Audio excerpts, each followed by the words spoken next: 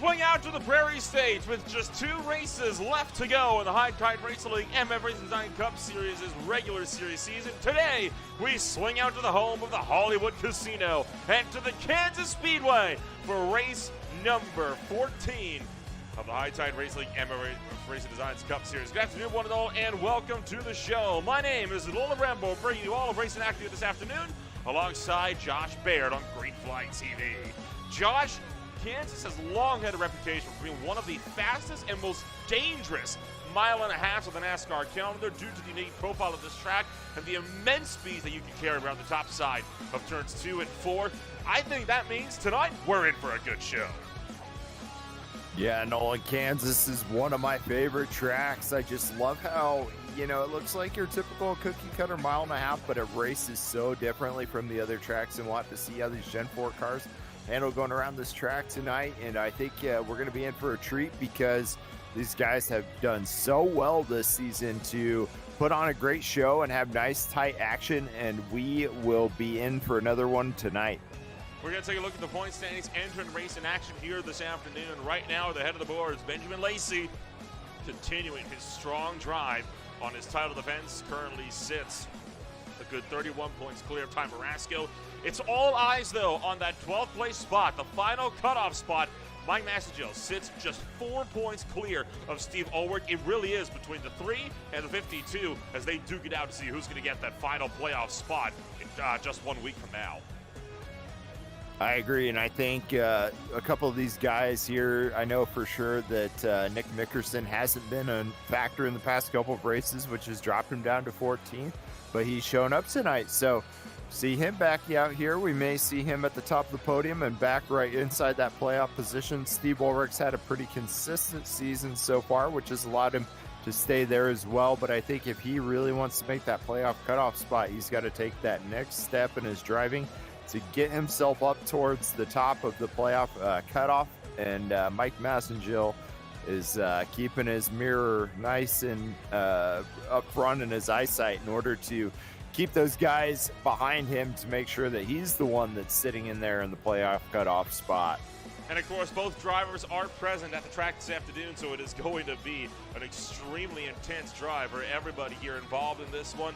We take a look at some of the drivers that are looking to go out there and put themselves down with some good old qualifying laps. Right now, Dalton Kilrow, the lone driver on track that is working his way up and around in that number 41 machine for Team MFRD. Kilrow is a driver that has seen victory lane come so close within his grasp, but has never quite been able to snag it here in 2024. Dalton Kilrow's been an amazing guy to watch. It seems every single race we're talking about him leading the leaderboard, and yet again at the end of the race it isn't what it was meant to be. So a lot of cursed moments for him that's prevented him from being at the top of the podium spot. But every race I think we go in there with the confidence that he'll be able to pull it off, and maybe tonight's that night where he can finally break that streak where he can get himself in first position. And you can see the immense speeds that you carry around this racetrack. Down the front straightaway, hitting up to 195 miles an hour. Speeds that if you were in a Gen 7 stock car, you would only just barely be able to make with the draft at Daytona or Talladega. And he is hitting it all by himself in a qualifying run here at the Kansas Speedway, these Gen 4 cars. Really showing those immense speeds that you can carry around this racetrack. It's no wonder then that it's got a reputation for being an incredibly dangerous facility. The progressive banking at Kansas Speedway really makes for some great racing, and it allows a lot of lines to become a factor, and that outside line being the fastest allows them to carry the most speed possible on these mile and a half. So I love how Kansas has that little layout and that unique style to it that makes the racing so fun here to watch. Looking like there's going to be 19 drivers that will look to take this race out onto the racetrack, 4 of which have not put down qualifying laps. Those drivers are Massengel, Ashmore, Sapmary, and Ulrich. Right now, Carter Phillips brings up the rear, and you're looking at about a 0.6 of a second spread from first to last. Pretty on par so far for qualifying. Ty Marasco stands as the pole sitter, and it's looking like that's where he's going to remain. Yeah, we're going to have to see how this all pans out for these guys tonight. It's been really good so far to see how these guys have been progressing with Ty Marasco sitting up towards the top so far in qualifying as it just came to an end.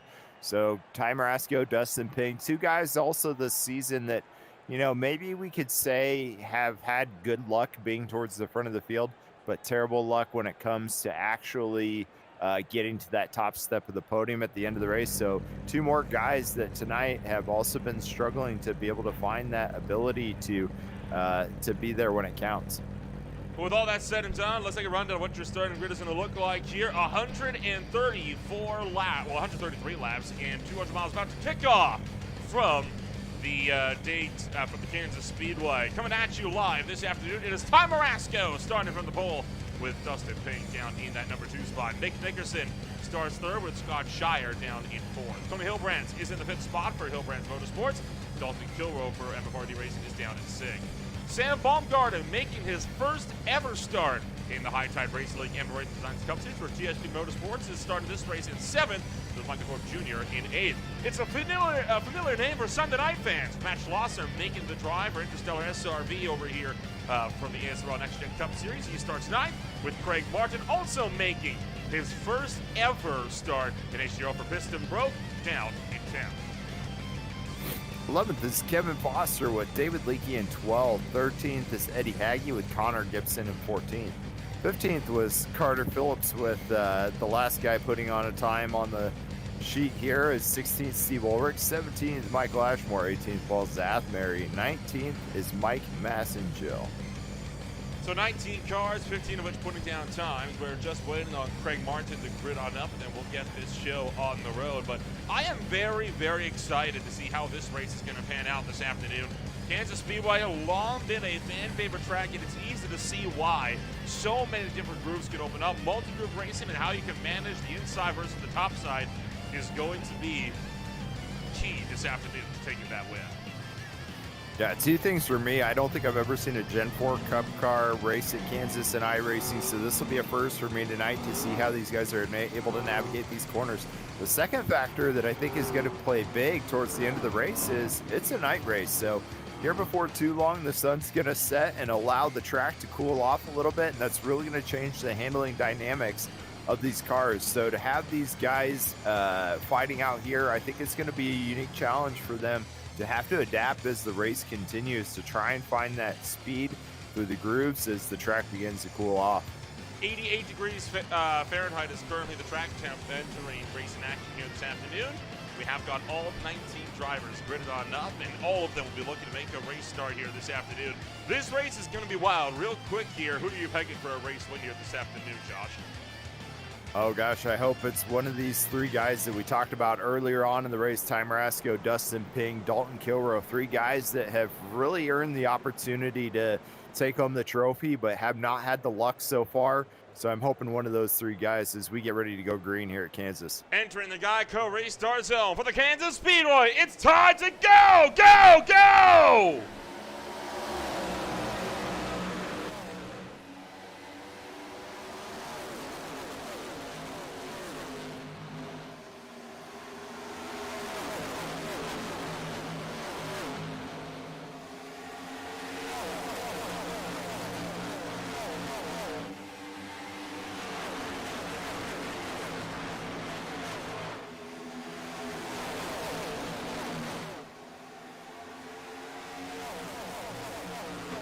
Off the top shelf of turn number 4, Ty Marasco leads the way for lap number 1 this afternoon. Nick Nickerson in hot pursuit down to the number 2 spot, already trying to take it down low. We're looking for 3 wide, and one driver bottled up in the middle groove. That's Sam Baumgartner, struggling to find some footing early on. Stretching out pretty single file pretty early on. We got 53 of Baumgartner still looking to the inside of Shire. Shire taking that little bit higher line. And the cool thing about Kansas is they have the ability to use all lanes of the track to try and find that time. And if you're down there early on, that's kind of not where you want to actually be. You kind of want to be on that outside groove to take this start here. But it seems like everybody's trying to find where the grip is on the track. And right now it's Baumgartner in 4th.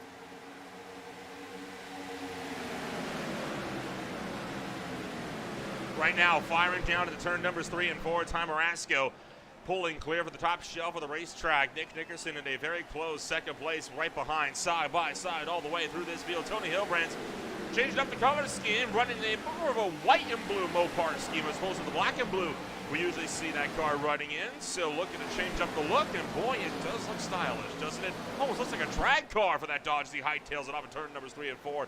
Right now, Dustin Ping trying to fend off Nick Nickerson for second, but that 2 car's got a firm grip down to the bottom.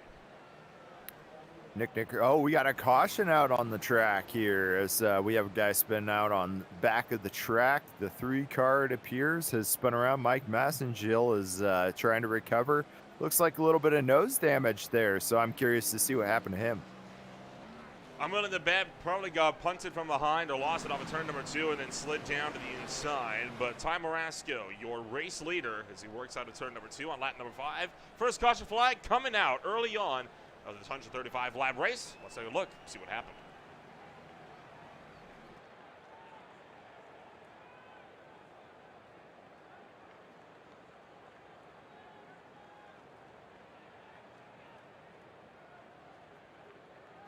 Oh. Looks like the 30 got loose coming out of the corner right into the right front tire. Mike Massengil sent him to the inside of the track, and that's where the nose damage came from, just bouncing off that inside wall. Direct hit, so maybe not too terrible, but the problem is the radiator's up there, so he may experience some issues later on with keeping the car cool. We'll have to see if he uses that fast repair there. Ooh, 30 also taking a nice chunk out of the wall on the outside there as well. I hope that's not some steering damage for him. We'll have to find out here in a bit. Drivers coming down pit road. Baumgarten leads the way as he takes it down to the pit road. Shire, Kilrow, Martin, and pretty much everybody else just behind. The top 7 all staying out on the racetrack. So should be a fairly orderly run down into pit road. I don't see any reason why this is going to end up going the other way. Yeah, Carter Phillips only in his second race this season. I think he'll have to use this little bit of experience as well to better learn how to do this car. These guys have, a handful of races in so far this season, and he's only in his second race, so he's learning the hard way. Every one of these guys have also had a similar incident, and unfortunately, there was a car just beneath him that made it look a little worse than what he was probably expecting. It's a hard hit that Master took into the side, and then again up into the wall. And then take a look on board with Carter Phillips. And he's the one that rebounded big time into the outside wall. It's a lot of damage on the nose of that number 30 machine from EC Sim Sports. So Phillips is going to have to hope that he can get that car fixed up with some later cautions down the road, because that thing is not looking pretty. No, it seems to me like he may be experiencing some steering issues as well. Look how canted that car is coming out of the pit stall. This guy needs to get down there and get himself a fast repair, or he's going to find himself right back into the wall as we go under green here. Oh, look at that. Getting a little sideways through the corner under caution. He's going to really struggle to have control over that car if he doesn't come back and take that fast repair.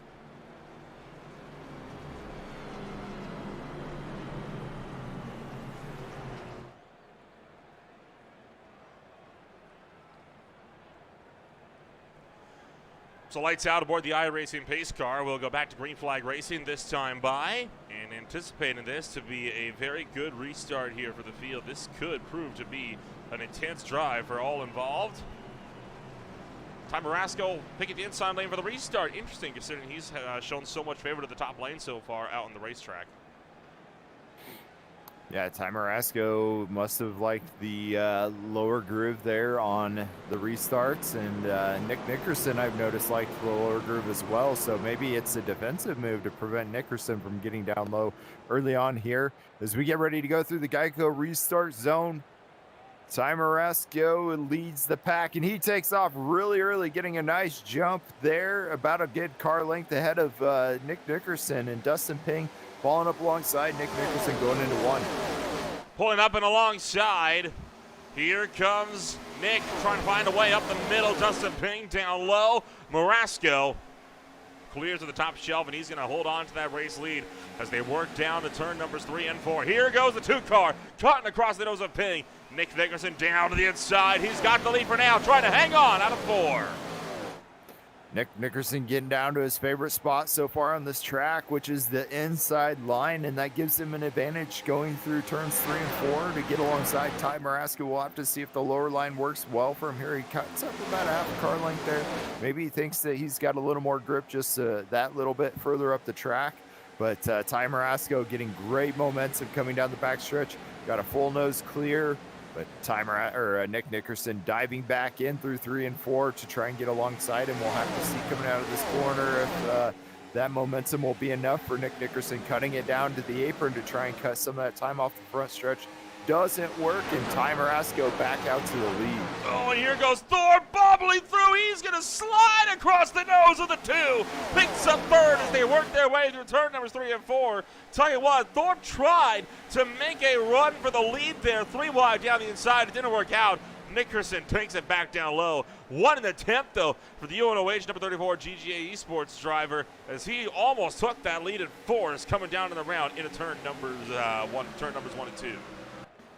There's only one place that 34 car likes to be, and that's at the front of the field. So he's pushing as hard as he possibly can to try and get that advantage away and get himself to the front of the track, get that clean air, because he loves running up there. And look at him slide up just a little bit. Nick Nickerson really didn't have much room to give him, and got that rear end just a little bit loose. But as we've seen so far this season, Thorpe is great at recovering from those loose conditions, and was able to keep that under him and is now sitting behind Nick.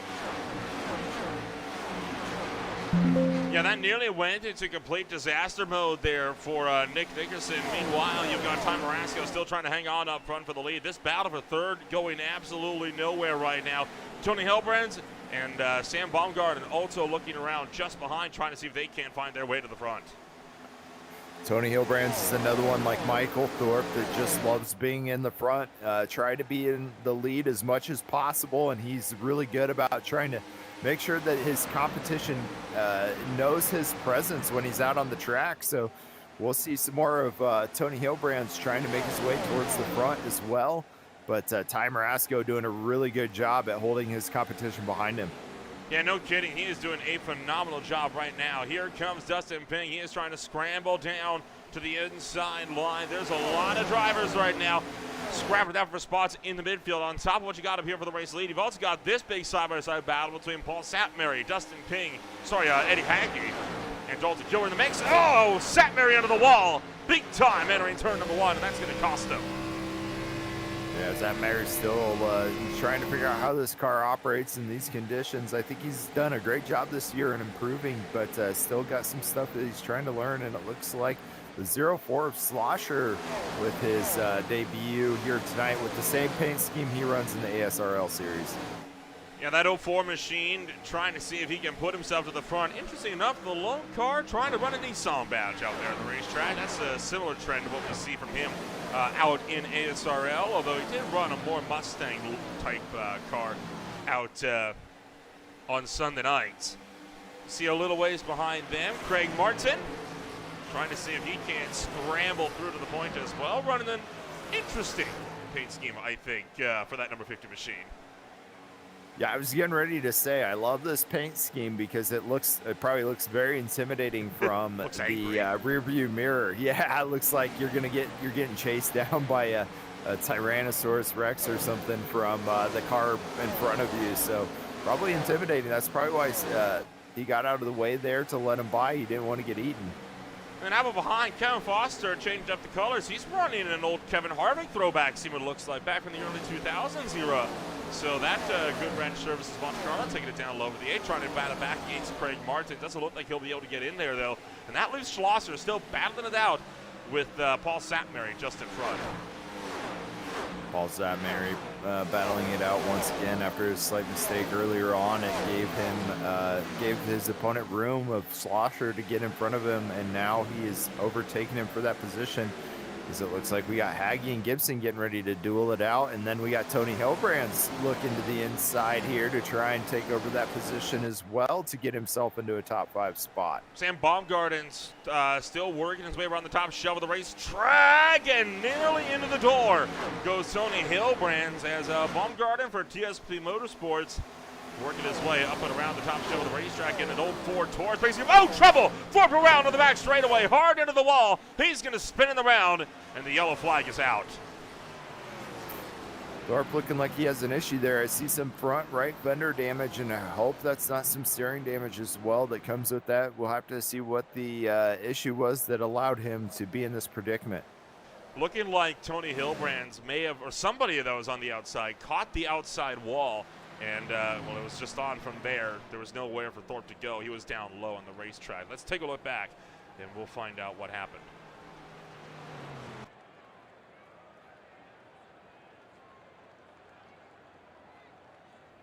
So Thorpe chasing Dustin Ping. Ping was the one that hit the wall and then just rebounded into the 34.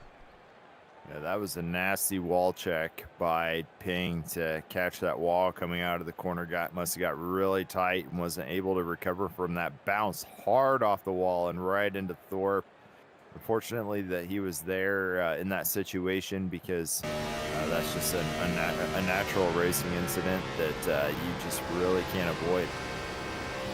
On board with Dustin Ping.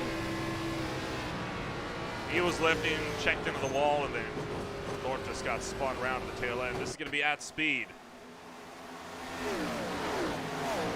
Just a hard flick into the wall. The round goes 34, spinning down to the bottom. But that's going to put us back onto the yellow flag. Ty Marasco is down and into the pits.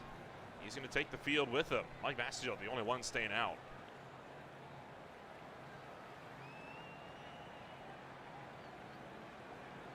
Fuel only looking live for a majority of this field so far. The only driver taking tires is going to be that of Eddie Hagge at the tail end, along with Carter Phillips and Michael Ashmore. So with all of that said and done, we've got the field pacing under yellow flag number 2 of the afternoon. We're going to take ourselves with a brief step back. When we return, it is more racing action from Kansas Speedway on Green Flag TV.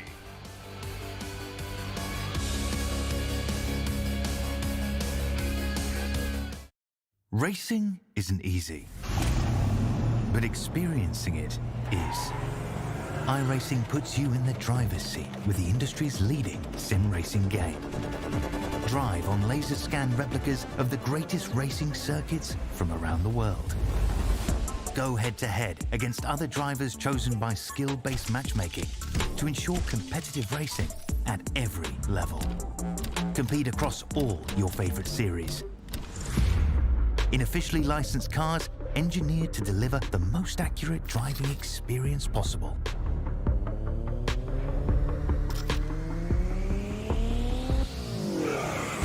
Join a race or host your own with players from across the globe. Race against the computer or in a league with friends. Feel the thrill behind the wheel. Visit iRacing.com.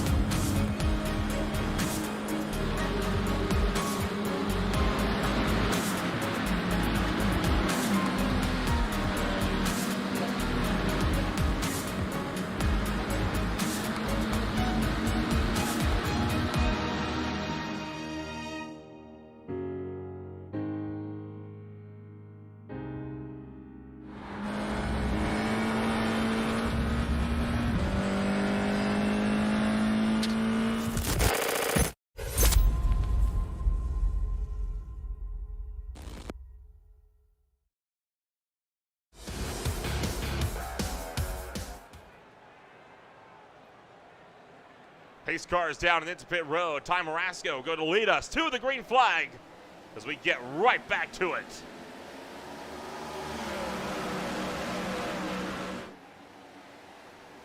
Marasco with that early getaway. Oh no! Big hit into the wall for Baumgarten as they approach turn 1. Doesn't look like that car's too badly wounded. They were still at a relatively low speed. I was going to check up the field as Marasco and Nickerson now side by side, first and second. Nickerson and Ty Marasco fighting once again for the top position on the podium. It looks like Tony Hilbrands wants to get in there as well. Like I said earlier, Tony Hilbrands loves being out front. That's his favorite place to be, so he really works hard to try and get there and get that clean air under his nose. And once again, he's found a way to make his way towards the front. We'll have to see if Ty Marasco can hold these two hungry Predators off from taking away that top spot. Side by side in the mad dash down towards turn numbers 3 and 4. Ty Marasco hanging on up top. Nick Nickerson down low. Tony Hilbrands runs third. Dalton Kilroy at fourth. Baumgarten just behind, runs in fifth. Top 5 separated by 0.6 of a second, and they're still side by side for the lead.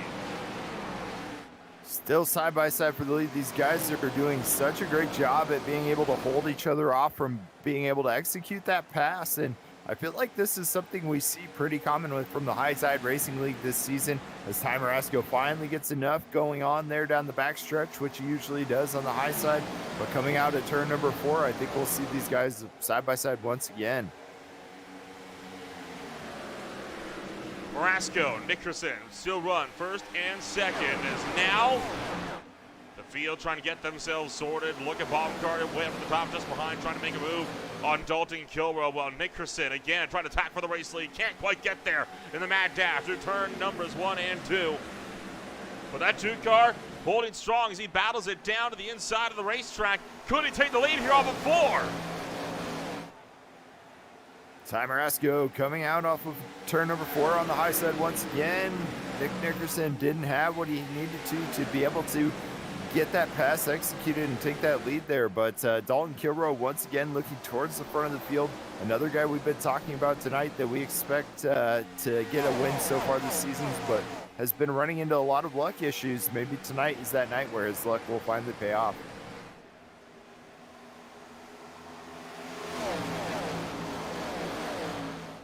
The 1 still up on top, the 2 still down low.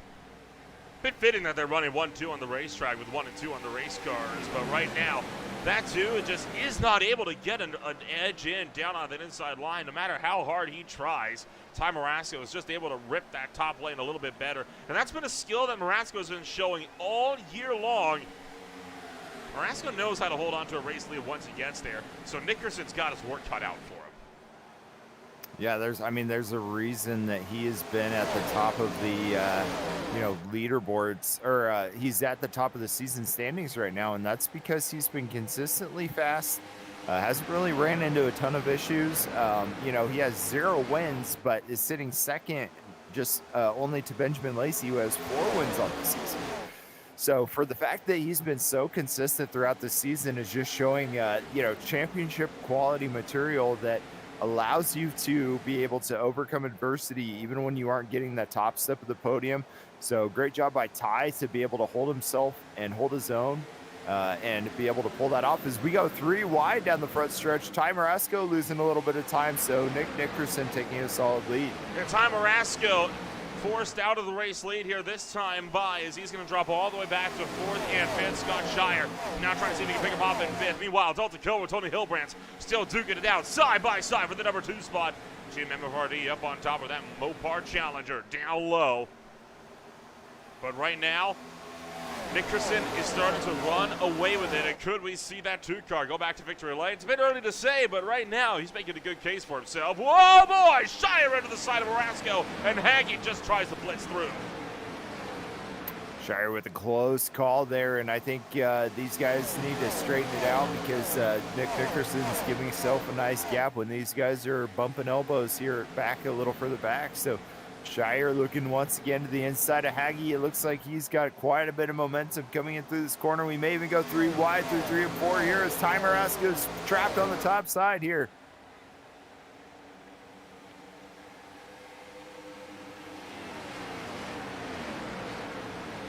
So far, Eddie Haggett and Ty Marasco, two of the main drivers, battling it out side by side at the head of this field. Further behind, though, there's a couple of others going at it. Craig Martin trying to see if he can get, no, that's David Leakey trying to get around Michael Thorpe Jr. The U.S. Army number 84. Ford can't quite get in there, so Thorpe hangs on from down low. Thorpe, of course, being turned around in that second yellow flag as after Justin Ping has slammed the wall and rebounded into him. He's making a good recovery drive, though, for now. Already back up to 12, continuing to drive through the field. Thorpe, there he goes, getting a little loose throughout the corner. I think he's really beginning to push that car as hard as he can to try and gain those spots that he had lost earlier on in the race. But he has to remember that unless this goes green flag the rest of the way, that which we haven't seen so far tonight, I don't think we'll see that again. He'll get his opportunity to close that gap once again, but if he makes mistakes, it's only going to hurt his chances to get himself back towards the front. And I think that if he just slows down his pace a little bit, we know he's quick because he's been at the front already tonight. He'll be back there before we know it. Oh, big slide coming out of the corner there. Oh boy, that is Baumgarten that got up and into the outside wall there, and that is going to cost him pretty heavily. Back to Matt Schlosser. Schlosser still running his machine down on the low side. Has the 53 and the 04 remained in a side-by-side drag race all the way down the front straightaway. Baumgarten pulls clear. Further up the road, Ty Marasco still on the backslide as Scott Shire trying to get up there, and Marasco with all that right side damage is hemorrhaging positions. Yeah, Marasco really struggling right now. I think either he used up his tires or got enough damage that it's not handling quite the same as it was early on. Oh, big wiggle coming out of that corner. Connor Gibson doing the same. So little slide jobs for both those guys coming out of turn number 4. I think with this track cooling down a little bit, we might see some more of that action. The sun continues to dip ever closer towards the horizon. Right now, Connor Gibson and Kevin Foster are running side by side. Just behind them, you do have Craig Martin trying to make a run on Matt Schlosser. So right now, the three drivers making their debuts, running line astern, 9th, 10th, and 11th. All three of them making some pretty good opening rounds here this afternoon. Although one of them a little worse for wear, and that would be that 53 machine. So we'll see if Baumgarten can close in a little bit more throughout the course of the race. Meanwhile, Craig Martin trying to see if he can defend against Thorpe. He can, but Thorpe's in the wall. That could give a chance here for Martin to battle back. Here comes Satmary looking to make a move as well. Yeah, Craig Martin not really like making super crazy stuff, but you want to see guys just be consistent out there and holding themselves up against guys like Michael Thorpe Jr. and Dustin Ping, and it seems like he's doing well at that tonight. We don't really expect him to see him at the top step of the podium, but in order to keep himself alongside those guys, it's good enough to improve upon for the next races. He gets a little check into the wall, so a little bit of commentator's curse for him as we were talking about him. He gets a little check into the wall and was able to save it. And you saw Paul Satmar get wicked loose out of turn 2 and nearly run into Dustin Ping. Ping had to scramble down to the inside of the racetrack. Meanwhile, here comes the rest of the pack, battling it out up on the racetrack. Eddie Haggett trying to fend off Connor Gibson. Gibson driving that car all the way down onto the apron, trying to find a way to get around that 97 entry. Eddie Haggett running it in deep into turn numbers 3 and 4. You have to wonder if perhaps some of the sunlight started to impact these drivers. I mean, look as they come around through turns 3 and 4. That sun is shining pretty much directly into your eyes as you come around through turns 3 and 4. So for the next 10, 15 laps or so, that is going to be a big obstacle for these drivers to overcome. Yeah, not a good view for the driver. It's really difficult, especially when you're coming out of corners like turns 3 and 4 and you're trying to get as close to that wall as possible and stay as close to your competitor as possible. You just become blind for that quick moment, and that is all you need in order to create an incident. It looked like Dalton Kilroe had a bit of a wiggle coming out of turn number 2, was able to recover it, but Tony Hillbrand's down to the inside looking to take over that position from Kilroe. Scott Shire also in the wings, trying to battle it out for a podium spot. Shire currently he's currently plus nothing. He's right where he started in this race. Oh boy, Hillbrand and Kilroe check each other and almost into the wall, and that's going to put Shire up to the outside. trying to, I think, size up a run to get around both these drivers in one fell swoop. Right now, Hilbrandt's parking that car in the middle of the racetrack, and Kilroy, I think, will have to back out here in 3. Kilroy's going to have to reassess and try and get that position back, and Shire's looking to take advantage of that as well. So Shire to the inside now, and Tony Hilbrandt's leading this little pack right here. Goes up in front of Kilroy to try and cut off any momentum that he might have, and then back down to the inside to cut off Shire's momentum. And so far doing a good job of keeping those guys in his rearview mirror. Scott Shire takes up the race lead. Well, not the race lead, the final podium spot, I should say, as Tony Hilbrandt's now looking for the inside line. Hilbrandt squeezing him down, and that's going to result in them being side by side off of turn number 4. And it looks like just as quickly as Hilbrandt's took away that second spot, looking like Shire will put him right back down to 3rd. Shire's been biding this time, watching these guys battle it out with the tires, and man, Hilbrandt's getting aggressive as he drives it in around 1 and 2. I don't think he's going to be able to hang on to this one here. Shire's been doing a great job as he gets both Hilbrandt's and Kilroy get loose out of 2. But Shire's up to the 2nd spot. Shire's another one of the guys so far this season that seems luck is not on his side. He's been in, 13 of these races so far, and 12 of them have been top 10s, which has allowed him to sit third so far in the standings. But again, 0 wins for him. And I think he's getting hungry just as much as these other guys are that we've talked about tonight to get his first. So looks like he's been doing a great job so far tonight to get himself in a good position to set him up for his first win of the season. And all the while, deeper in the field, you still got some drivers like Ty Marasco and Connor Gibson that are going side by side in the scramble through turn numbers 1 and 2 as they work, 3 and 4 as they work around to the front straightaway. Marasco hanging on against Connor Gibson. This is the battle right now for 7th on the racetrack. Further behind, we got Matt Schlosser really slow off of turn number 4. What's happened to Schlosser as he is dropping like a rock. Yeah, Slosher on the apron, and usually you don't see that, so we'll have to check out the replay here. Probably loose coming out of 4. Oh, yeah. Really loose. Yeah, big wiggle killed his momentum. These Gen 4 cars just do not have a lot of rear-end traction, and as the temperatures get colder, the sun begins to set, it's only going to be more and more difficult for them to maintain control of that rear end. And Matt Schlosser coming down into pit road. He is not the only one. Mike Massengill is in as well. These are 2 drivers that are just now making their pit stops here at this race. Right now, fuel numbers are looking to be about every 28 to 34 laps, which is what puts us at this point where things are quite settled into the rhythm. You see Mike Massengill going up on the jacks. So is Schlosser. So 2-tire stop for the both of them. At least. Could be 4. It will be 4. Yeah. Okay. 4-tire stops for everybody so far. Did not get a chance to do my homework to see how tire wear is on this track, and it seems like they are slowing up quite a bit, but maybe a little later on tonight we will see a little bit more of that. Ooh, big wiggle by Martin coming out of the corner, nearly going down into Paul Zathmary. Had to slow up a little bit, gave him the opportunity to get in front of him. Dustin Ping now looking to the inside. Ping trying to look to the bottom side, couldn't quite get there, and now Ty Marasco is down and into pit road. So Ty Marasco is going to be down and in. Meanwhile, you're right on board with Dustin Ping as he tries to run down Craig Martin. Right now, Paul Zathmary really checking up that 05 machine. Not intentionally, but it's just that tire pace starting to come in. Marasco, the first one to blink out of the leaders that had already come down to pit road under caution. Now, when will we be seeing the rest of these drivers coming on down into the lane?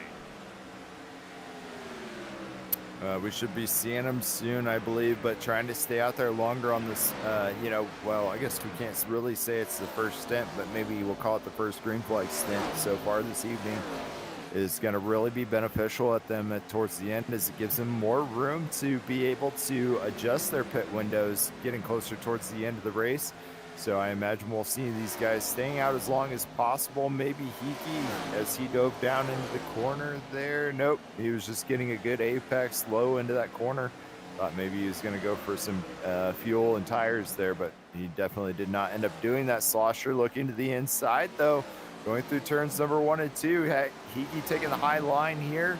coming through the turn. We'll see if he can pull it off. Nope, they're going to be side by side once again coming out of the corner. Slosher getting a little bit of a wiggle there, diving down to the inside of the track, giving up that position to Hickey. Kevin Foster, the one running down and battle it out with Eddie Hagge right now, as Kevin Foster runs that Good Wrench Services number 8 machine right behind him. And boy, Hagge with a huge tank slapper coming off of turn number 4.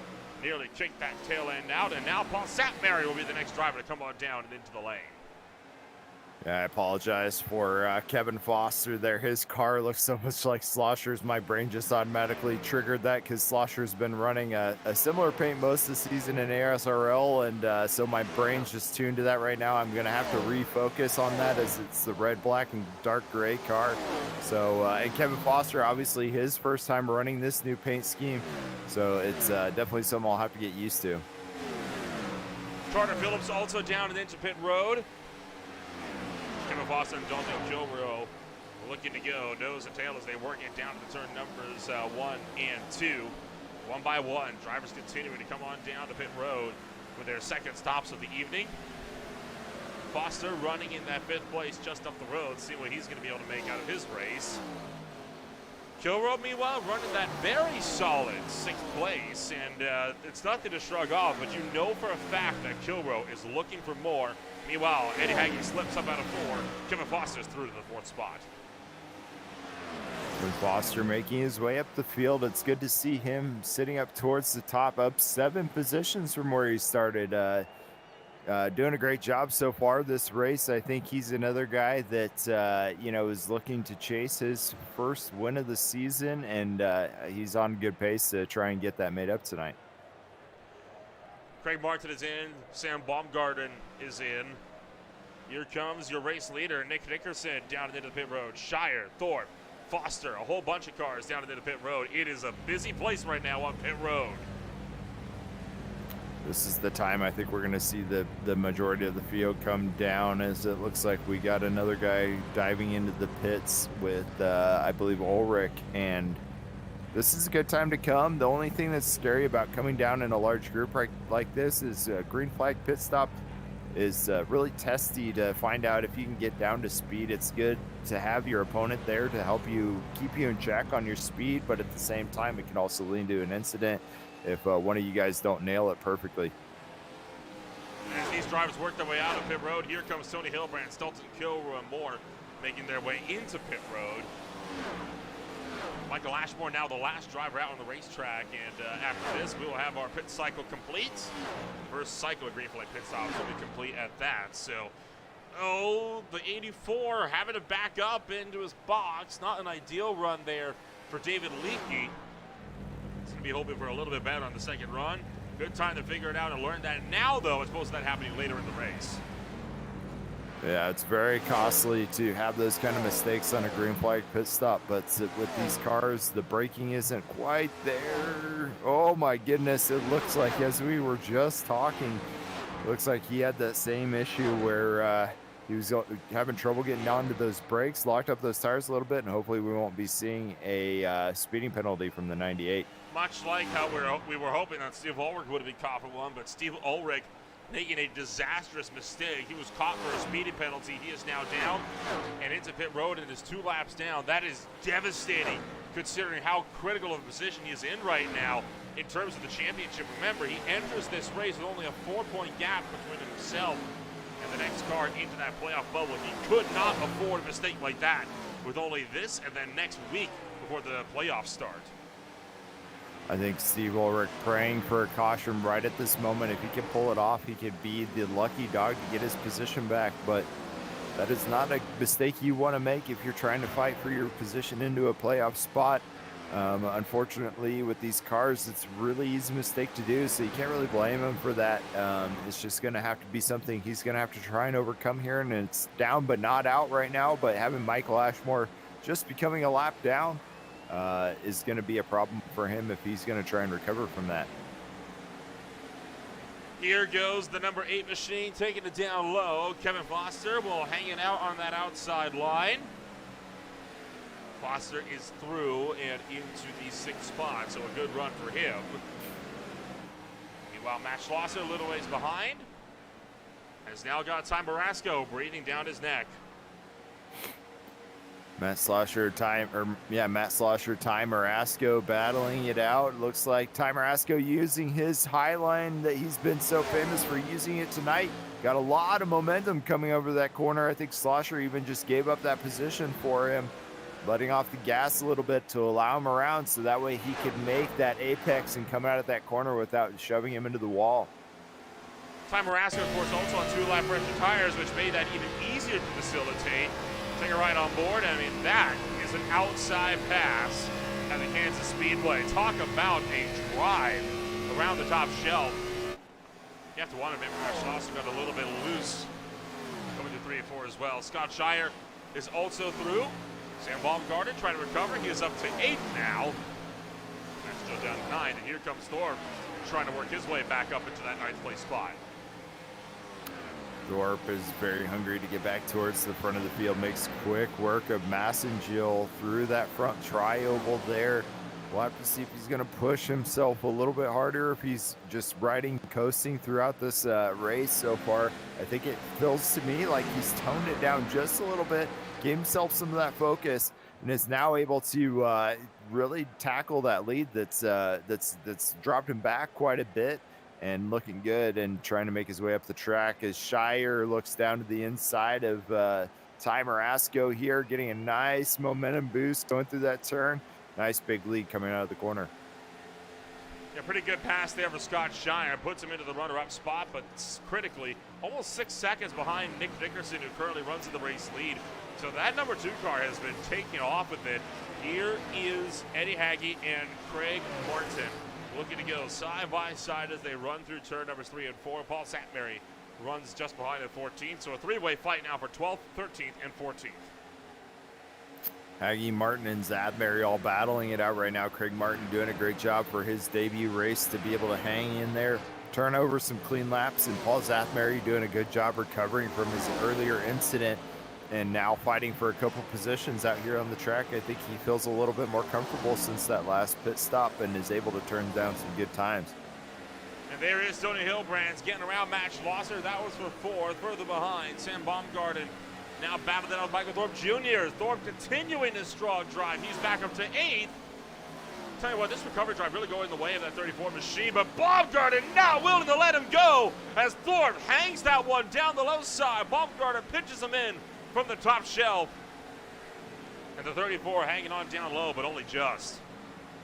Baumgarten not giving a lot of room here. This is how you do some good defensive driving, especially with Michael Thorpe. You give that guy too much room. He's just got so much skill in these Gen 4 cars. He'll take full advantage of it as he dives down into the apron to try and get that little extra boost of momentum. Going down the front stretch, looking into turn number 1, hanging it down on the bottom side tight once again as they're checking doors. This is only going to end one way if they keep going at it like this, and it's not going to be a way that either driver is happy about. Now you see Thorpe try to pinch him up to the wall on the back straightaway. Down low into turn numbers 3 and 4. These drivers are absolutely going to war right now. Thorpe hanging on down low. Baumgarten really fighting this one out up to that top shelf, and all of this allowing Dalton Kilroe to close in. Baumgarten is doing a great job pinching his opponents down in that spot, giving him enough room to race cleanly, but not giving him much more to be able to gain that momentum that they need coming out of the corner. Thorpe finally able to break free after a really tough battle alongside him. Now Kilroe's got his hands full as he's alongside him. Ty Marasco and Tony Hilbrands once again fighting it out for the 3rd position here. Looks like Hilbrands might gain that position on Ty Marasco. Hilbrands puts himself back onto the podium. Ty Marasco couldn't hang on as he is now down to that 4th spot and continues to drop back with that right front damage that has been hurting him ever since he struck that wall earlier on. It allows us to get right back to the battle here behind. Thorpe got a little crossed up out of 2. Here comes Kilroe round the outside into 3. Kilroe around the outside here, and Thorpe down looking on the low side. Thorpe not able to give him anything, and Kilroe into the wall coming out of that corner, and it gives Thorpe the momentum he needs to try and close that gap on him. And we got somebody hard into the wall. It looks like Schlosser's become a victim of the outside wall there. Lost a lot of time on that front stretch. Yeah, Schlosser drifted too wide, slammed the wall coming off of turn number 4. Did a good job to keep that thing on the outside, but now he has dropped all the way back to 13th and continuing to drop down spots as well. A lot of damage on the right-hand side of that 04 old Mother Machine. So we could be seeing the Nissan being forced down to pit road, and that's exactly what's going to happen. He is taking that one down to pit road. Whoa, a lot of speed coming into the pits here. He really needs to get that down or he's going to get a speeding penalty for that one. I think he may have gotten it down just in time, but that was a close call for him. These cars do not like to enter pit road very cleanly. Ooh, as Martin got a little loose coming out of the corner there, able to hang on, but that gives Dustin Ping the opportunity to take it to the inside of him, try and get that pass. Not even a competition there. I mean, I think Craig Martin let him have it as they came down through turns 3 and 4. Further up the road, that one car continued to drop. Now Kevin Foster, the one looking to his inside as we come off of turn number 2 down the American Ethanol backstretch. Foster, though, not able to get a run as much as he was hoping for, but I think we're asking to lift a little early, and Foster takes it down low for 3. Foster taking it down low. The problem with this high side here is if you use it too much, it eventually wears out your tires. So he's going to have to find another line that he can be comfortable with so he can balance out the wear on his tires throughout the stint. Kevin Foster looking really good tonight, standing in a top 4 spot so far as we run. But usually this guy is not quite always in the top 10, I think. Let's see here. I'm going to look him up real quick. Only 2 top 5s so far this year. 8 top 10s, though, so this guy knows how to finish in the top 10. I think he wants a little bit more trying to finish in the top 5 here tonight. Pit stops are not too far away either. They are about 10 laps out, so with racing action looking set to continue on, let's take ourselves with another step back on Green Flag TV. We are just past halfway. 15 cars remain on the lead lap. When we return, it's more racing action from the Kansas Speedway in the High Tide Racing League MF Racing Designs Cup Series.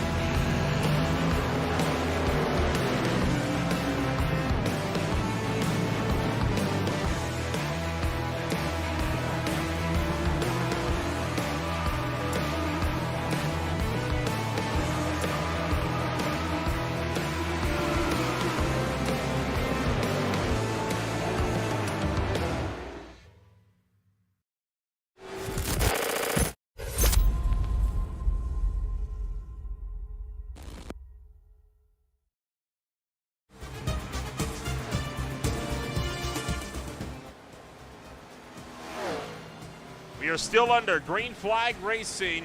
There's a lot of drivers trying to get themselves sorted and ready for pit stops coming up in just a little while. You saw pretty much immediately after we had come back, Carter Phillips found himself into the outside wall in a pretty big way, coming down in towards turn number 1. Take a look. Let's see if we can find out what happened.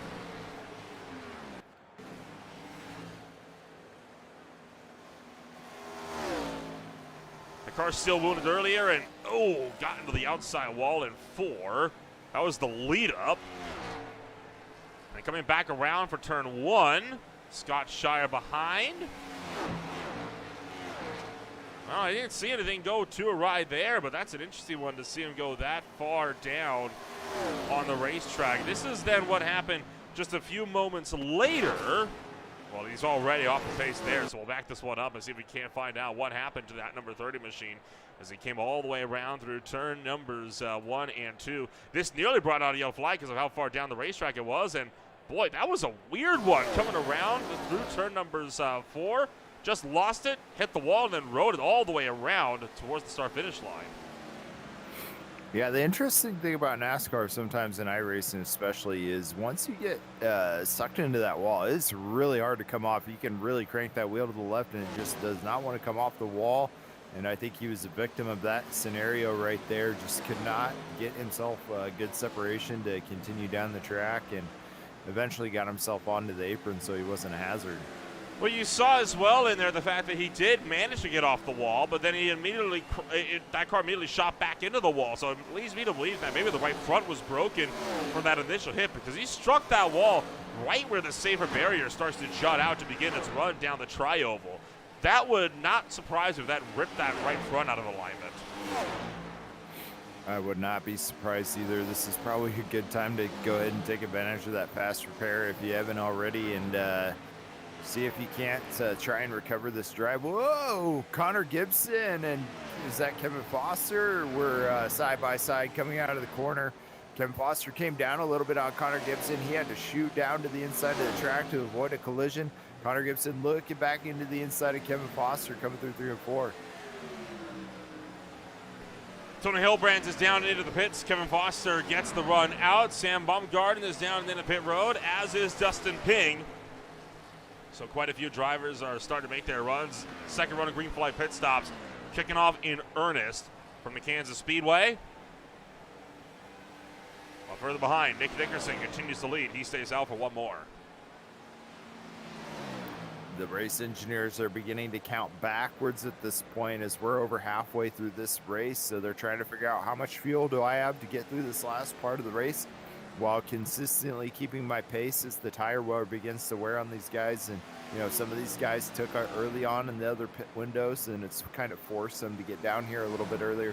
Is Nick Nickerson looking down towards pit road here? Whoa, big lockup entering into the pits. Big lockup getting in, but I think he managed to get away with that one. Wow, but Scott Shire did not. Shire's around, and that is going to cost them big time. No yellow flag. Here comes Thorpe, who is all sorts of sideways coming down to pit road.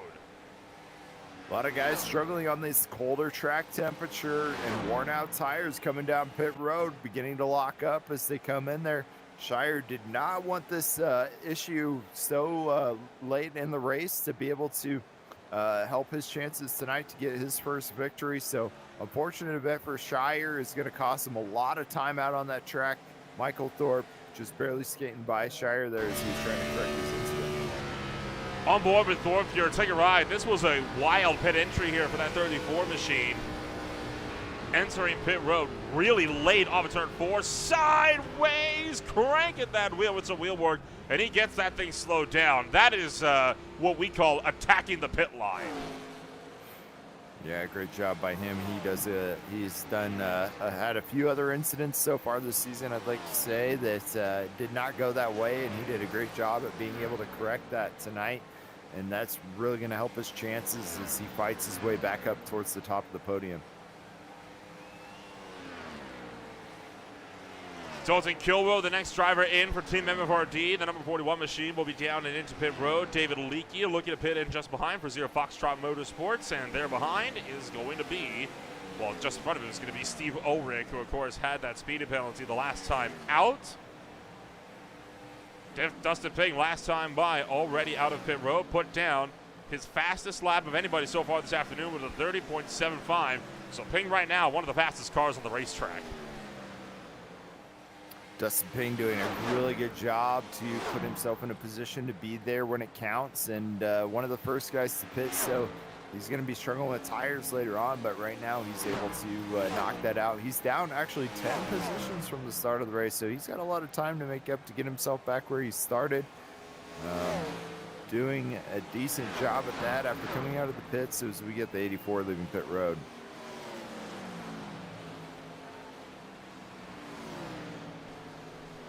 I believe that is going to close out the pit stop window this time by. So Nickerson out in front even further now. 8.7 seconds clear. Marasco second. Hilbrandt's third. Schlosser is in fourth. And how about Michael Thorpe Jr. making that great recovery drive to that fifth spot after being wrecked earlier on about 70 laps ago to bring out our second caution of the night. Tony Hilbrandt's getting around Ty Marasco. Hilbrandt's into a pretty comfortable second now. Yeah, Nick Nickerson's got a 10-second. There's a lot of tire tracks there coming down on the pit road, so somebody has had something go awry, possibly Dustin Ping. That would be unfortunate for Dustin Ping. He's one of those guys we've been talking about so far. Oh, big hit by Connor Gibson after he gets a little loose coming out of the corner. He goes to the outside wall and then comes down, and Dustin Ping, wrong spot, wrong time. So once again, another curse by Dustin Ping, a guy that's had a great night for so far tonight. Gets hit, gets sent down to the inside of the grass there. Fortunately, I don't think that's going to be a ton of damage. It's going to cost him a lot of track or mechanical issues, but it's still going to cost him a lot of time that he's going to have to make up if he wants to find himself back towards the front. That's near carbon copy as what happened to Michael Thorpe Jr. and Dustin Ping earlier on in the race. If you remember before, Ping side-slapped the wall. Thorpe ran into the back of him because he couldn't avoid in time, and, well, he spun to the inside, got it back righted. That's the exact same thing that just happened, except this time Dustin Ping was on the receiving end. And, well, the only reason why that wasn't the yellow, he slid to the infield grass. It wasn't on the racetrack. That really saved him, and I'm actually kind of surprised that we haven't seen another yellow so far. It seemed like we were oh, whoa, as Dustin Ping got into the backside there, almost nearly took out the guy in front of him, and they were both able to save that, and now they're continuing their way. Oh, I guess it was Thorpe that was getting into the back of him. Eddie Hackey has pulled his car into pit road and brought it to a stop. He is done for the day. Paul Sapmary and Mike Massengale also working their way up and around as they are right now the closest battle on the racetrack for 11th as they fight it off in turn numbers 3 and 4. Both of these drivers are one lap down. They are battling for the lucky dog spot. Yeah, Paul Zapmary doing a good job being consistent tonight. He had one or two issues, but doing a good job. And then you got Massengale behind him also having a decent night tonight. I wouldn't call it, better or worse, but 12th position is never a bad day out on the track. So he's doing a good job at keeping it consistent. That's the kind of stuff you need to get yourself keep yourself in the playoff chase. So sitting right there in 12th, you need a better nights than the guys behind you. And so far he's doing well. Steve Ulrich 3 laps down. So Mike Massengale able to keep that points standings as it sits. 40 laps to go at the line as this race really starting to enter the end game. One run of pit stops are left, and then we're going to get this race geared up and good to go until the end. Sapmary hanging on against Mike Massengale. Whoa, look out! Sideways, still sideways, pedals it, hangs on to it. Good save for the 24. Massengale is up to 12. We're now side by side for 6th. Good save for Massengale. Dalton Kilroy looking to the inside of Kevin Foster, able to get that pass pulled off. We'll see if Foster has any answer for that or if he's just going to secede that position. Looks like for now he's just going to have to pull in behind him, try and regain some of that momentum through the corners here. Hopefully Kilroy makes a mistake for him to be able to get alongside, as it looks like Connor Gibson and Schlosser are getting into it. Connor Gibson getting a massive amount of momentum going through that corner. Schlosser giving up that position pretty quickly. And Paul Satmary trying to recover. Now looking to the inside, Mike Massengill right now, and he is going to look to take out the number 3 car here and put him down another spot. So Satmary back up to 12. Ashmore gets loose off the corner. Satmary clears. Right now, Mike Massengill, you would think, well, he needs to hang on to that 4-point gap. He's running 13th round now in a lap down. Normally that's not ideal. Of course, right now, his main rival, Steve Ulrich, is 3 laps down. So this is right now the perfect storm for Massengill. He is going to be able to extend that points lead, I think, regardless of whatever happens in this race, unless he crashes out. So for Massengill, he just got to keep that car clean to the end, and he's going to be able to get himself one step closer to locking out that final bubble spot in the playoffs. Yeah, the next guy that's going to be in his sight is going to be Nick Nickerson, as Nick Nickerson's now sitting in the lead and 15 points back. That's going to be a really good points haul for Nick Nickerson today to be able to tackle that. But as we've known so far this season, he has not been able to make every race, and I think he stated to us last time he sat down and talked with us that he might struggle to make some of these races. So only 9 races in of the 13 that we've scored so far. And I think it's going to be more of just some part-time racing for Nick Nickerson, which is really unfortunate because I think he's had a really good chance so far this season to be that guy that gets up close to Benjamin Lacey. I mean, out of the 9 races that he's raced so far, 2 victories and 6 top 5s. Take a look at what happened to Sam Baumgarten here, as he was initially out there on the racetrack and has now. Well, he kind of vanished all of a sudden, took a tow to pit road, and now finds himself way out on the racetrack, and we're not sure quite what happened. It's trying to track down what the heck happened to Sam Baumgarten. This is coming down. Oh, that's a hardware failure. Blinked out of the session. He is going to appear back in, but now 12 laps down. That is devastating for Sam Baumgarten. Tough break. He was having a good race this afternoon. As well as that, Scott Shire getting around Tom Marasco for 3rd. But, you know, on the subject of technical failures, that's been happening a lot on iRacing lately. I mean, look at the Classic IndyCar Series race just yesterday. 2 different drivers with failures coming off of turn number 1. The most notable of those was Jan Hoffman, had a VR failure, somehow was able to recover from that after almost going down a lap, and actually he did go down a lap and battled his way back up to 3rd. But the hardware failures have been out of control on iRacing, and I have to start to believe Austin Edstrom here now, where he starts to say, perhaps there's something nasty in this update. Yeah, I'm beginning to wonder with that as well, and maybe that's where some of these the kind of unusual changes that we're seeing, like damage models, stuff like that. And remember, they're also talking about overhauling the graphics engine as well. I know I had a buddy the other day that every time he would try and launch iRacing, he'd get a blue screen. But ended up for him, it was just Windows updates and graphics updates. When he was able to pull those off, he was able to get back in and get racing. So maybe these guys need to be checking to make sure that they get all those downloaded as well. But, you know, technical issues is just as much of a problem in simulation racing as it is in real life racing. Ah, good old forced updates. I know it well. Let me tell you what, there's nothing that gets the blood pumping harder than having Windows force an update half an hour before you go live for a broadcast. Oh, yeah, for sure. You really have to start checking that watch repeatedly and make a habit out of it. But right now, Kevin Foster getting around Tom Marasco for that 6th spot. And drivers starting to come down for their final pit stops here of the afternoon. If you pit now, you're good to the end. Getting ready to see the final stint of this race, and it's been action-packed so far. I don't know, besides the fact that Nick Nickerson's really been taking off on the field, I can't really begin to tell you who all is left for the best of the rest to try and find those last 2 spots on the podium, or even try and make their way towards the front towards the end of this. So I'm very excited to see how this is going to finish out for us. Does it look like the 34? Oh! Carter Phillips again. That? Off turn 4. That's like the 3rd time that car has gotten sideways over the transition there. This race not really going the way of that 30 machine.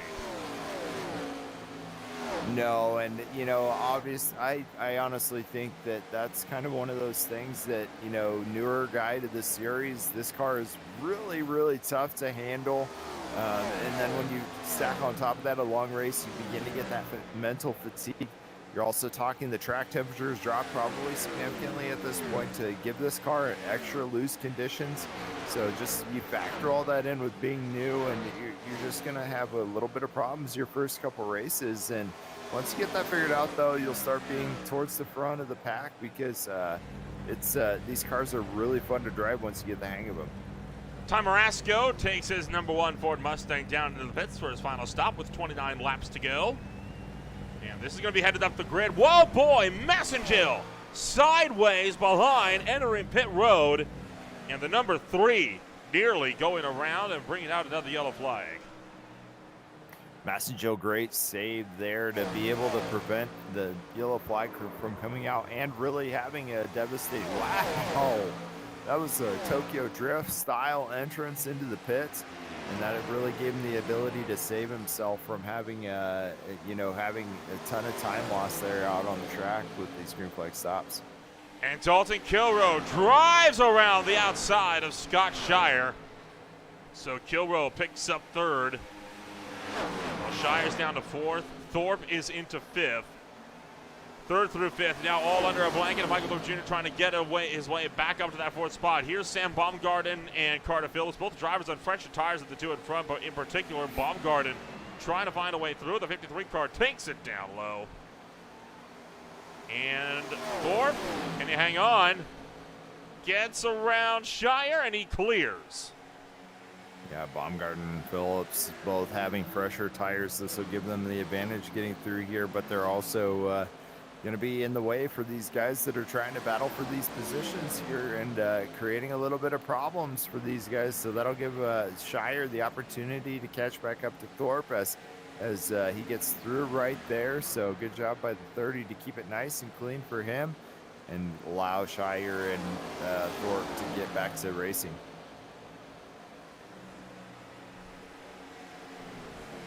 26 laps to go for the 34 and more all around the racetrack. Still waiting on at least the top 10 to come down to pit road along with a good chunk of others. 13th place runner Michael Ashmore still is yet to pit. So does Ulrich, Phillips, Baumgarten, and Eddie Hagge. Ty Marasco back into pit road after just coming out. And I'm willing to bet this is a speeding penalty. Oh, man, from day going from bad to worse for Ty Marasco. He was doing so great at the front of the field, began falling back early on in those runs and started to climb his way back up, and once again falls like a rock through this field here. He's going to go ahead and get some more tires while he's in the stop. Whoa, interesting. Oh, yeah, that was speeding.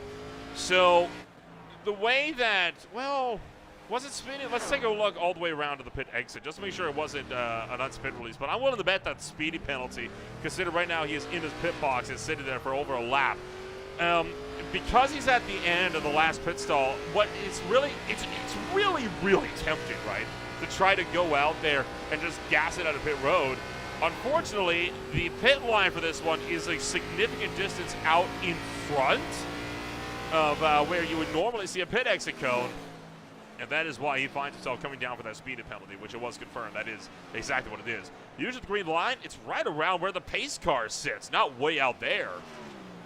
Yeah, I think you're right there, and it could be very easy to mistake that as a driver, seeing that white line where you expect to see the pit exit line to be, but yet it's a little further out here at this track, and I would not blame him one bit for making that mistake. I would have done the same thing as we have Hilbrands looking down to get his final stop of the night. Well, that second green line out, not that second green line, but that second line where you would normally expect pit exit to be, that's the speed line for the infield, not for the infield, but for the combined road course layout that the Grand Am Series used to run here on iRacing. So that's, yeah, it's not the same pit commitment line, but it's just a shame that, again, like I said, easy mistake to make, and it's one that you only tend to make once. Yeah, he's going to be kicking himself for the rest of the night as he now sits a little further back in the leaderboard trying to recover from what was just a slight mistake. But, man, those mistakes, even though they're small, that's enough to put him 4 laps down now. Paul Satmary losing a lot of time back to Mike Massengill. Kevin Foster takes to the pit road, and we could be seeing a battle for 12th on our hands here pretty soon, as the 24 machine has been losing a lot of time to the 3. Yeah, once again, we're talking about Mike Massengill. If he really wants to secure himself in the 12th in the point standings, every position he can get, he needs to take advantage of as he's looking to the inside of Zathbury here. I don't know if he's going to get enough before turn number 3, but he's looking down to the inside. Paul having to go a little bit higher, just going to secede that position of Mike Massengill. And now Tony Hilbrand's looking to the inside of Zathbury. Not fighting for position, but taking advantage of that. Scott Shire makes his way down to the pit road as well for that number 4 Fox Sporting Equipment Mustang. The battle for 12th remains, but it is starting to break apart. How about Nick Nickerson starting to come down to the pits as well? The driver of the number 2 car is going to be down and in this time by. Nick Nickerson having a dominant performance tonight. You know, when you're in the lead and we're not talking about you, that means you're just dominating the rest of the field. So after not showing up for the past couple races due to real life commitments, he's coming back and showing these guys that he still has what it takes whenever he is available to show up. And once again, he is proving to be a dominant performer tonight. I think if barring anything else, this is his race to lose.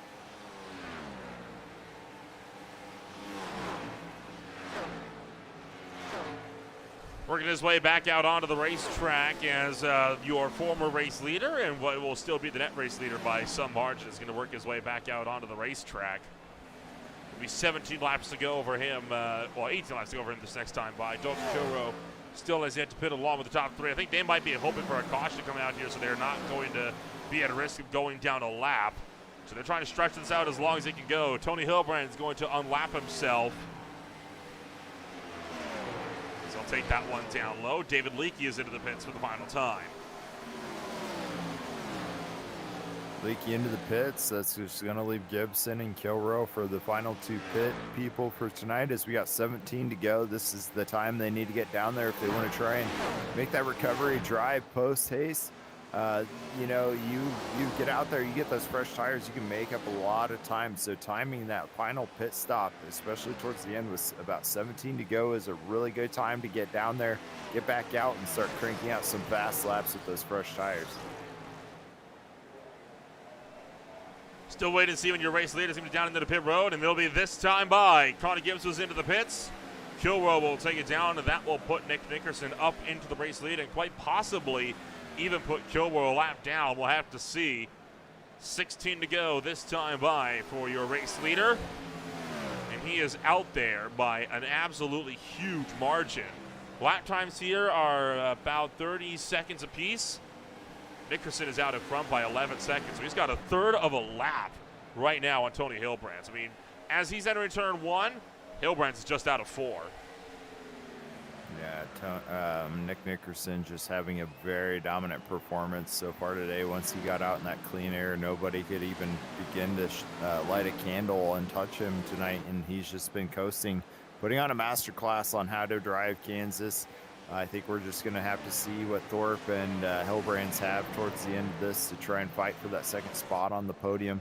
Shire sitting a little further back. I think he's a little out of it at this point unless he can really cut down into that lead, as it looks like he is cutting a little bit of time off of there. Nope. As I say that, the time's cutting back up. So I think it's just going to be a Hilbrands and Thorpe battle for the finish. And it looks like Thorpe's getting pretty close to Hilbrands here, so we might have a nice battle for second on our hands. I mean, even if Hilbrands was starting to close in on Nick Nickerson, he'd be having to gain over a second a lap if he wanted to go back and take that race lead. Which with 14 to go, it's not going to happen. I mean, it's a nice thought, but I mean, the only way that didn't take any tires, and well, he very much did. So right now, Tony Hilbrands running the 2-tire strategy here right now, trying to see if he can outlast Michael Jr. to the end. Fills into the wall. Oh no! Thorpe going around again, sliding down, and he's able to hang on. What a save! Wow, great job by Thorpe there as Phillips was into the wall. He was not ready for that, got checked up, got knocked down into the pit lane. Great save by him to recover from that, but that is going to take a huge chunk of time out of Thorpe's attack towards Hilbrands, nearly putting him 2 seconds, nearly 3 seconds down. That's going to be killer for Thorpe to try and get that second position. I think he's just going to have to be happy with the third spot of the podium tonight. Quite a bit of damage on the right front of that machine as well, which is not doing him any favors right now as he works his way back out onto the racetrack. And we'll take a look at this one here for the spotters stand. Watch that right front as it swings around. You can already see that nose bent in a bit from running into the back of Carter Phillips. But then that right front fender, I mean, yikes, that is not a healthy looking race car. His main bet now is going to be trying to hang on against Scott Shire for that final podium position with a dozen laps to go. Yeah, I'm seeing Shire kind of maintaining his position. Thorpe really losing time, especially on this stretch right here. He's now only less than 2 seconds from Shire catching him, so I think we may even see Shire catch him at this point. I think that damage is just going to make it hard for him to be able to handle that car, but with 11 to go, I would be happy with the top 5 with him if I were him, and I think he'll be able to pull that off, and I think Shire is going to be able to catch him. Battle's also on for 9th. Connor Gibson and David Leakey going at it. As Leakey going to try to defend against Connor Gibson. Don't think he's quite going to be able to do so, though. Right now, Connor Gibson with a strong drive down to the turn numbers 3 and 4, and that's a very easy overtake there, very textbook. The AT&T Impala gets himself up and into 9th. And now Kevin Foster and Dalton Kilroe, they're going at it for 5th and 6th with the possibility of some good racing action here coming at you down to the turn numbers 3 and 4.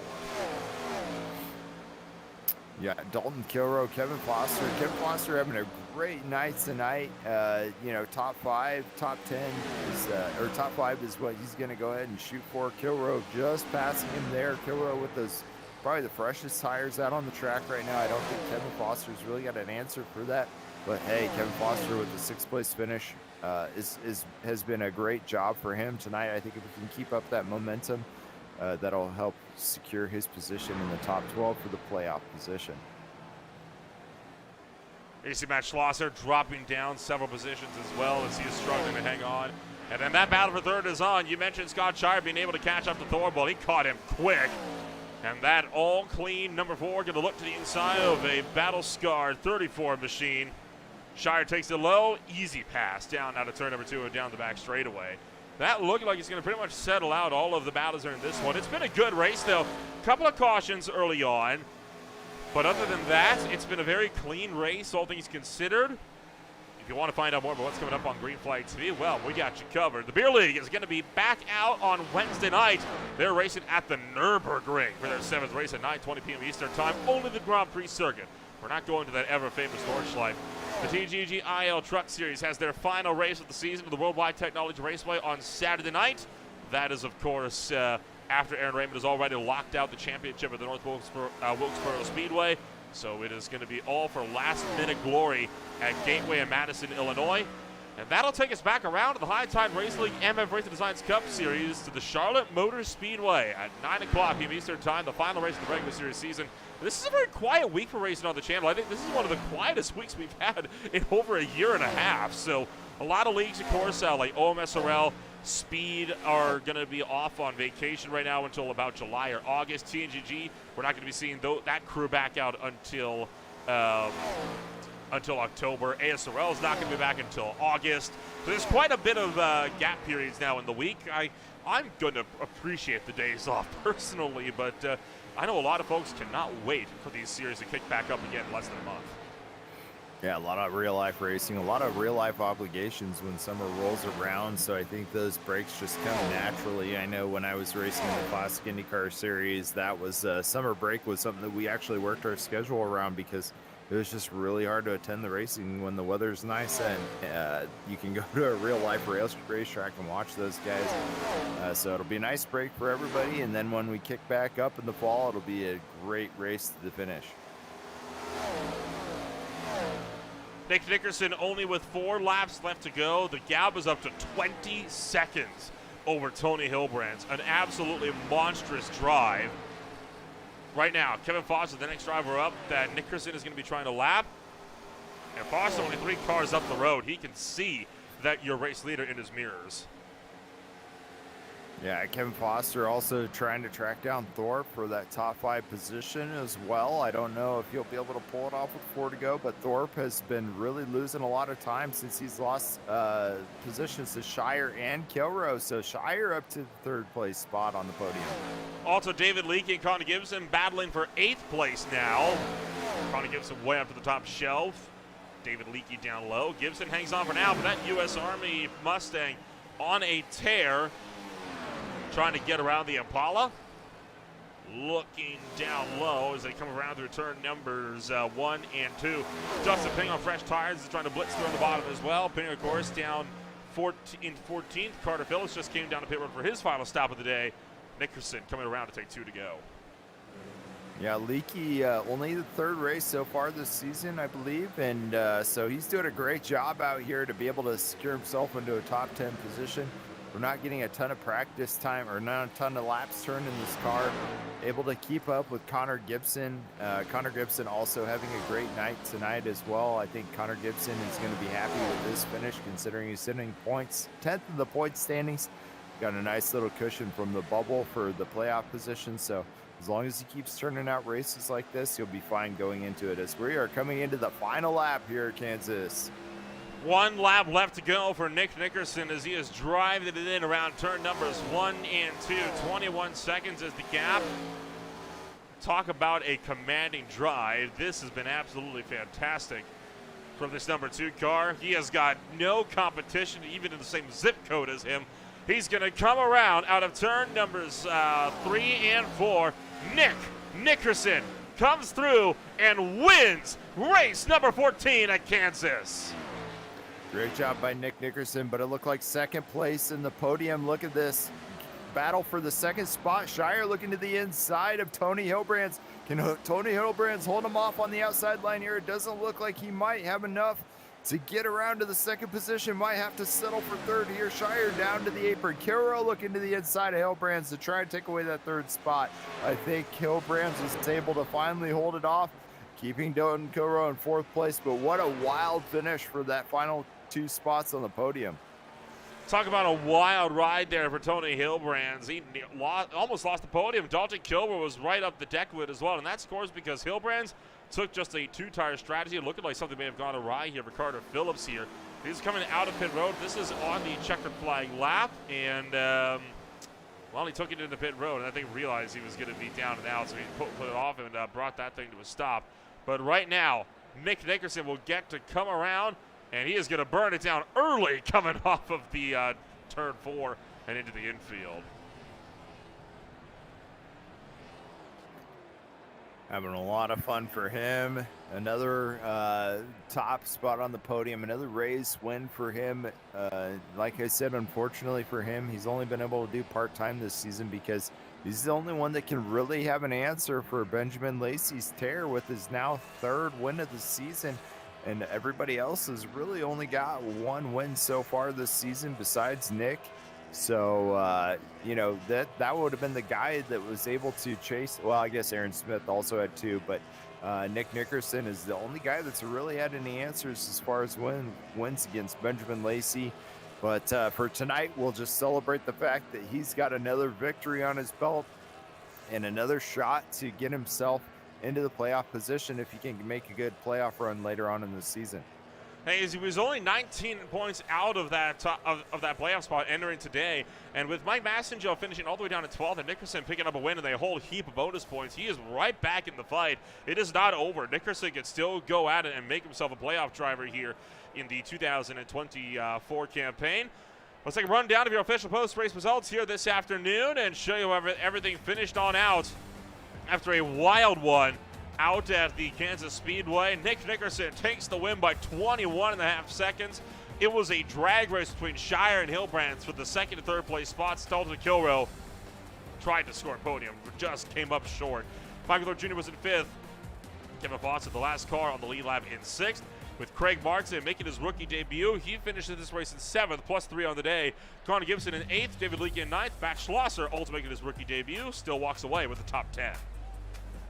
11th was Paul Zathmary, 12th Mike Massengill, 13th was Ty Marasco, and 14th was Dustin Ping. 15th finished Steve Ulrich, and 16th Sam Baumgarten. 17th was Carter Phillips, 18th Michael Ashmore, and 19th Eddie Haggy, 45 laps down. And that is going to do it then for Race in Action here this afternoon. 19 laps, 19 cars, sorry, and only 6 of them finishing on the lead lap. That's not a statistic we see all that often here in HTRL.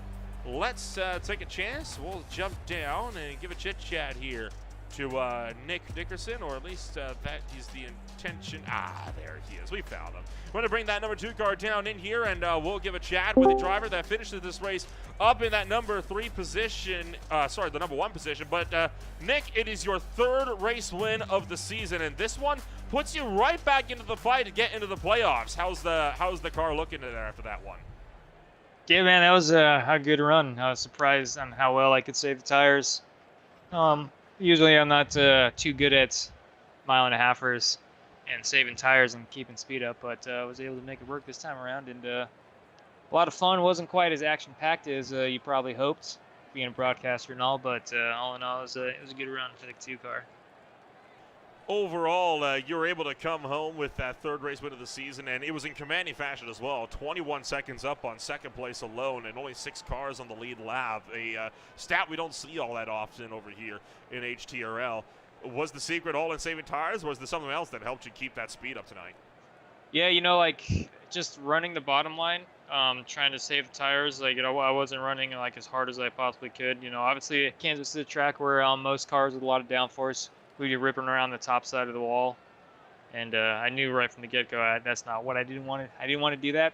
I want to save my tires and see where I can get towards the ends, and just worked out. And probably the pit stops are kind of like, I think I'm faster than the average person getting on and off of pit roads, so that definitely helps.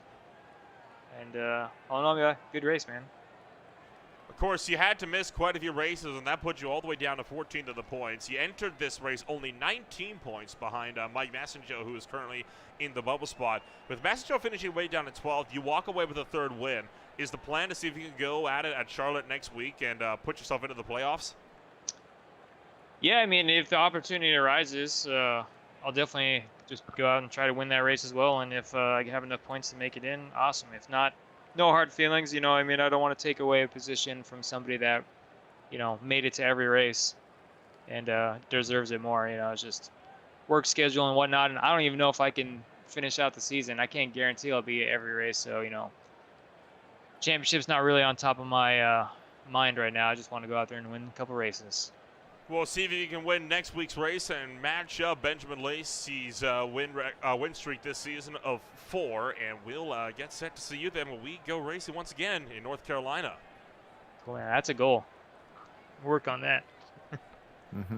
Nick Dickerson takes home the race win at the end of the night, and that'll take us on down to Scott Shire, a driver that comes up in the number 2 spot, just picking off Tony Hilbrands on the final lap of the race, and he is standing by with Josh Baer.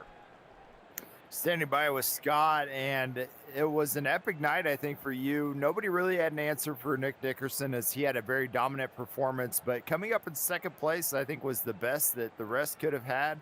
And you were the guy to come up in 2nd place. Can you walk me through that final lap, trying to get around Hilbrands to get to that 2nd spot on the podium? Yeah, man, I was just pushing so hard because I saw Dalton was catching me pretty quick. So I was just pushing it, giving it all I had. That's all I had. And after spinning on pit road, I spun on pit road too, and I thought I was done for, but I managed to work my way up to 2nd, and I'll take that for sure. Yeah, great job recovering from that pit spin late in the race. That's pretty tough to overcome. You found a way to do that. And now looking forward in the points standings, you were tied for 3rd, and then getting that ability to overcome Tony Hilbrands tonight will now solidify your position in 3rd. And looking to tackle Ty Marasco next. What do you have planned coming up to be able to get yourself even higher in the point standings going into these next few races? I think we're actually tied. Me and Tony are actually tied for the lead right now. So we're actually going on the last race tied in points. So it should be a good show. Hopefully. Yeah, I agree. I think having the ability to overcome him in the race tonight, and will give you that chance to be able to pass him. But coming up in these next few races here, do you have any that you're looking forward to? I know we got Charlotte coming up here in a couple week or next week, and then we have Indianapolis Motor Speedway, followed by Watkins Glen and Michigan International. Any of those that you find that's going to be give you the ability to have a good playoff run? Charlotte definitely next week. I'm pretty good there, and then definitely Michigan. That's my home track, so I'm pretty good there. Road courses, not my thing, so that'll be a wild card. That race will be, so we'll just see what happens. Yeah, Watkins Glen and these Cup cars, I'm sure, are going to be pretty difficult. So congratulations once again to your second place finish. Is there anybody you'd like to thank for your win tonight, or for your second place finish tonight? I'd like to thank you guys for putting on a great show, and the league owners. Thanks for putting on the league, and we'll see what happens next week. All right, thanks Scott for joining us up here in the booth. Next up, we have Tony Hilbrand standing by with Nolan. Tony Hilbrand's able to come home and pick up a very solid third place run on a bull pit call right in that closing stint there. Tony, walk us through that call to only take 2 tires on the last pit stop run. It saw you finish up on the podium this afternoon. Well, I kind of screwed it up because they put in like 3-4 extra gallons in it. It needed, so I ended up not gaining as much time as I should have. But that happened. Then a lapped car tried to block me for some reason, and then I got loose on the white flag or 2 to go. So yeah, I should have gotten second out of it. Nobody was going to pass Nick unless something stupid happened or to bring out a yellow or something. So I was just trying to race Scott and Ty tonight, because whoever had the best night was going to come out with the points lead, and it looks like Scott and I are tied now. So going to the last race, that was my goal, and I'll take the third place. I wish I would have had that second, but it was a good night, and it was fun battling Scott there at the end. It was a pretty wild night for you altogether. I mean, that Mopar machine was all over the screen there in this one. We saw a lot of battles. You were slipping back. You were able to fight back and recover a lot and find yourself back in a very solid third place finish here this afternoon. But one race is up, and of course, you mentioned entering tied with the points at the moment for Scott Shire, entering the regular season finale. But with both of you being locked into the playoffs based on points alone, is the plan going to still be trying to go as hard as you can, or is it going to be more of an easy night to take it easy, knowing that you got a position secured? Well, I don't remember if there is any bonus for winning the quote regular season championship or not, so I'm going to try to do that anyway.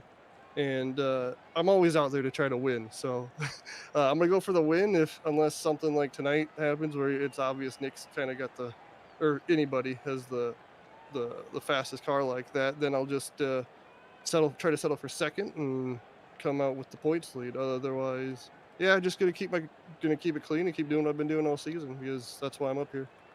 That sounds like a very solid plan to me. Tony, as always, a pleasure to have you up here in the broadcast booth. We'll see if we'll be talking to you again after another 200-mile run in Concord, North Carolina. Thanks, guys. Have a good one. Tony Hilbrand joins us up here in the broadcast booth, and with that, that's pretty much going to take us to the end of racing action here this afternoon. There are quite a few drivers that have themselves secured into the playoff run. Those drivers, of course, right now entering racing action this afternoon are Tony Hilbrand, Scott Shire, Ty Marasco, Benjamin Lacey, Michael Thorpe Jr., Dalton Kilroy, Dustin Ping, and pending confirmation, Brian Dees. So the top 8 in the points are locked in.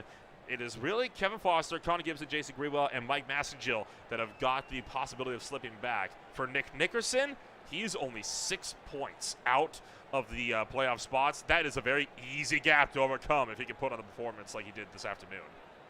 Yeah, High Tide Racing League has had a ton of action so far this season, and this is just a testament to how great the season's been so far, because I mean, you got a couple guys maybe locking their position into the playoffs tonight, but there's still a lot of room to find their way in. And the fact that we've seen so much action and so much changing in the points for these leaderboards so far this season just has me so excited for the finish of the High Tide Racing League. It's going to be an extremely wild race out when we go racing at the Concord, North Carolina, at the Charlotte Motor Speedway. It was the host of the season finale last season. This season, it plays home to the regular season finale, and this is going to be an absolutely wild run for these guys as 4 drivers try to see if they can hang on, while drivers like Steve Ulrich and Nick Nickerson see if they can try to battle their way in. If you want to find out more about who we are and what we can offer you, check us out today at www.greenflytv.com. Be sure to check out the Beer League when they go racing on Wednesday night at 9:20 p.m. Eastern Time at the Nürburgring over in the Eifel Forests for their 7th race of the season. Then, of course, on Saturday night, the GGG IEL Truck Series has their season finale at the Worldwide Technology Raceway at 7:55 p.m. on June 22nd. For us here, that's all we're going to have time for this afternoon.